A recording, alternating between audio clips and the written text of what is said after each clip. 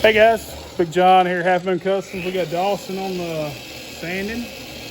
He's working on trying to see what we got under this door. I'm betting I've got Overton Electric, but I'm not real sure. It kind of don't really look like it says TON on it. It may be overing. I don't know. It's definitely an O. That's definitely a V too. Yeah, O-V-E. That's an E. Overn maybe. Overn. That's O-V-E-R-N. Yeah, Overn Electric. E. I wonder if there's anything below electric. I'll check. So we're just trying to hanging out in the shop. There is. Is there? Messing around a little bit. I got the mega cab up on the lift. We're gonna try to get it prepped, ready to take to F100 Super Nats in Pigeon Forge. So we'll see y'all there. Can't wait. We're gonna have some merchandise there for sale, and we're just gonna show off the mega cab. We're gonna have it there. I think I'm gonna bring the front clip, set it all down on the ground. Cool. I think it'll look really neat. And y'all come out and check us out.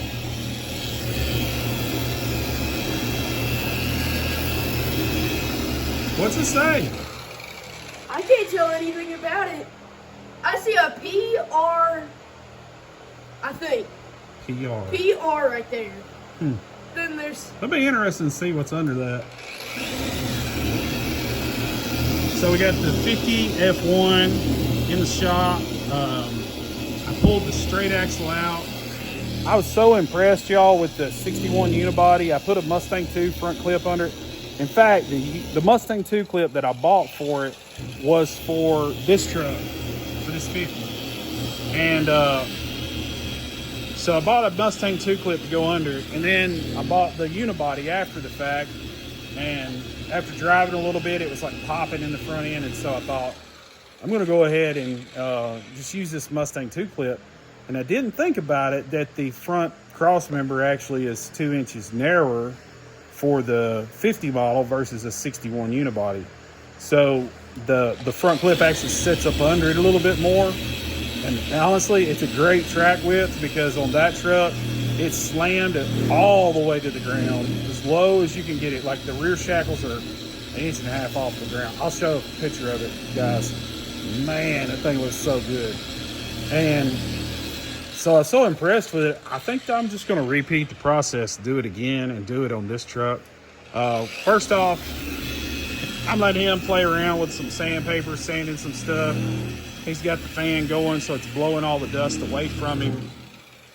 He's got respirators, y'all, but you know, we're just playing around right now. We're not getting like, we're not stripping this thing all the way down. Try to keep it flat. Try to keep it flat. Yeah. Turn the grinder handle or whatever you need to do to try to keep flat. Close to flat anyway. I'm looking And at it, trying to... so we got the mega cab up on the lift. We stripped it off of the frame. In fact, y'all can't see it, but so let me get up, walk around a little bit. This is the mega cab frame chassis that we're using.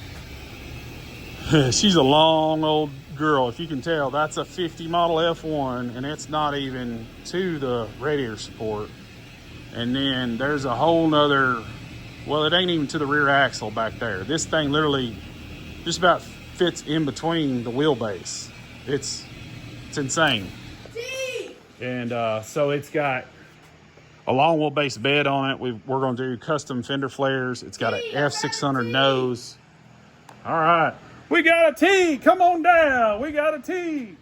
Welcome to Wheel of Fortune. See, T. The Wheel of Fortune of the DA sander. T here. It's a T. All right. Keep after it.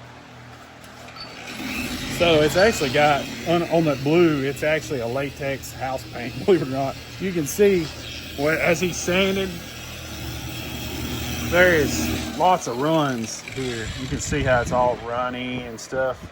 P. Yeah. Overn Electric something. P. T. There's some... I'm hoping it'll have a town or something. Try not to cut down the...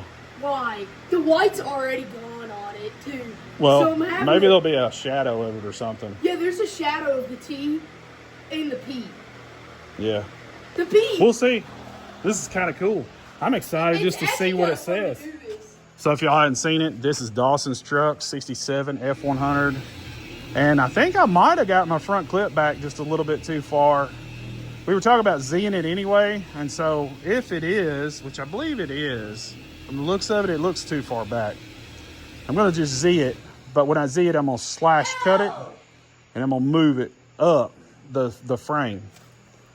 And so I think we'll Z it about 1.5 inches up this way and move it forward whatever it needs. I don't know how I measured it yet, but oops. Mess up. I think I must have forgotten my measurements or something, because I put plenty of Crown Vic front ends in, and I'm surprised I got it that far off. But anyway, we got the mega cab on the lift. Not a whole lot has changed since I've really made much of an update video for y'all. But I did kind of want to show y'all. Yeah. I found a P, T, L, and then I think another, I think an E. Okay. I have no idea. I don't know what that spells. I was never good at that. We'll keep sanding and we'll see what we got. So, as y'all can see, I got the B-pillar section put in. This is all hand bead rolled. I shaved down this section and then bead rolled. You can't really see the profile really well. It's right there. It's got a bead rolled panel. And then I also did the same thing right up here under the drip rail. And so this comes in and makes like a point right there at the top of the door. You got, this is a piece of the door skin, and I kind of overcut it a little bit in a couple spots. I mean, if you're trying to fab stuff, you're kind of going from scratch. You don't really know what you got. We got some cab corners to put in. So on this side, I've got this door's completely off. I'm getting ready. E-T-L-F. All right. Well, keep sanding. I found out what it says. Keep spinning. You're fixing to go bankrupt. If you keep quitting, you're going to go bankrupt on Wheel of Fortune. The DA sanding Wheel of Fortune. Anyway. So I'm getting ready to redo this. I've got my patch panel. Let's see, we had to shift everything around because when you're moving a 21 and a half foot long, it's basically 22 feet nose to tail truck in a 40 by 60 shop, it takes up a lot of real estate. So I've got everything shifted around. So I've got the rocker panel here. I've got it. This is off of my donor. And this is what from a Crown Vic conversion at one point. This flat plate will have to come off. I'm not going to use it. Thankfully, I didn't weld it right here when I did it. And I'll just cut this weld back off. And I'll pull that plate off. There'll be a few tacks you can see in here on the pinch weld to take off. And basically, this will have to be redressed or whatever a little bit. But this piece will be grafted in there. And I'll show y'all in just a second. I've already done the other side. And I'll show y'all how that turned out because it looks really good.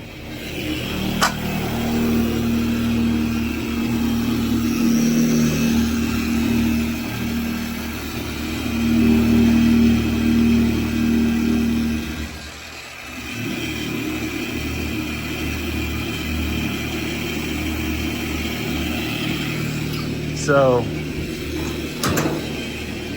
this is the rocker panel here. You can see where I pieced in this section. Looks really nice. I did a video. This has been a while since I did it, but it grafted in pretty nice. There was a little bit of width difference here that I didn't know about. You don't know about those sort of things. This is the back part of a B pillar on another cab, and we just flipped it around, swapped sides, and grafted it in. And so that's how this piece is actually made. Takes a little patch panel here to kind of get your weather stripping, some spots, and then there's a little, it's kind of tight right here. I've got to come in and kind of make an arch here and kind of fill in just a little. I might even leave a hole there to let it, you know, drip just in case any water were to get in behind it. That way it had somewhere to go, because water inevitably will find a spot to go. This door, this door is a 67 door we used, and I think I'm gonna have to come back, and as you can see, I've transferred 68 72's holes. I've got plenty of junk doors, so who knows, I might just reskin the inside. One of the biggest differences I have is the 67 doesn't have the door lock. So I'll have to graft it in if I do that. I would like to use all 67 stuff, but we don't have enough. we don't have enough 67 stuff to do that, especially not junk doors.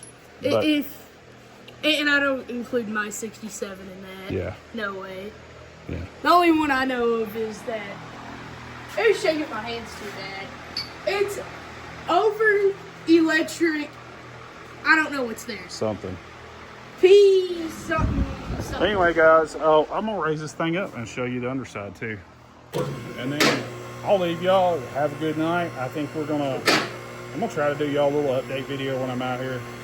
Not gonna be a bunch of editing. It's not gonna be a bunch of, you know, it just takes me too much time. It's too time consuming. Turn that off for a minute. The fan makes a lot of racket on video. My bad. Anyone on there?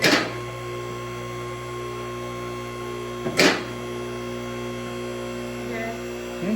Is this live or? Yeah, no, it's a video. So anyway, guys, this is the underside. You can see there's a lot of mud from where this thing was sitting out on the ground, and it got pretty muddy underneath, but it's pretty solid. There is a little rot on this one. That one's pretty good. I don't think there's any, it's just mud. So all of that's pretty nice. You can see the rocker transition here where I'm gonna have to piece this together. And then let me show you this. This is the one I've already done. And so you can see it's pieced together. It actually flows just like the factory one, except for you have these little seams here where I stitched it. And then this is a homemade patch panel. And then I carried the lip for the floor pan right through here and bent it up at an angle to use a factory floor pan, full length floor pan. And then this, I don't like the way these fit, so I'm probably not going to use this one. This one particularly, but yeah. Are you going to cut one out of the factory rear cross member? This is in the middle of the cab, and so all of this will be bolted to the frame with all the factory style hardware. And then of course I got cab mounts. They look pretty good. Sorry, lighting's not the best because I am outside or in the shop under a hood and it's night. The trans tunnel is cut out. We'll use one of those high hump trans tunnel covers. I've got it in the cab in there. And yeah. It's right there. Yeah, right there. So anyway, that is a little update for y'all where Half Moon Customs has been and what's going on with us. Just thought I'd bring you along, kind of show you what's going on tonight for a minute. Gerald just left. He helped me move all this stuff and reposition because we're kind of overflowing. We're busting at the seams. I got 6 vehicles in here right now, right? You got that one, that 1, 3, 4, that 5, one, 6. this one. We got the 79 and the 76 up over there. The Slam 76 and a whole smorgasbord of FE engines and one 400. So a little bit of everything going on. Got a bunch of bump side grills. Yeah. So anyway, guys, if you made it this far, thanks for watching. Don't forget to smash the like and share on the way out the door. And we'll see you soon, hopefully. But we'll see you in Pigeon Forge, September 18th through the 20th. We'll be set up and come by and say hi. We look forward to seeing you there. All right. See y'all later, guys. Let me know how you like this update video. Do you like it a little more informal, you know, like less editing and all that? Just let me know. Do you like that better? Or, well, I don't really care. If you like the edited stuff, I'll do some here and there, but I just don't have a lot of time to spend a lot of time editing. So we'll just see y'all in a little while, and thanks for watching.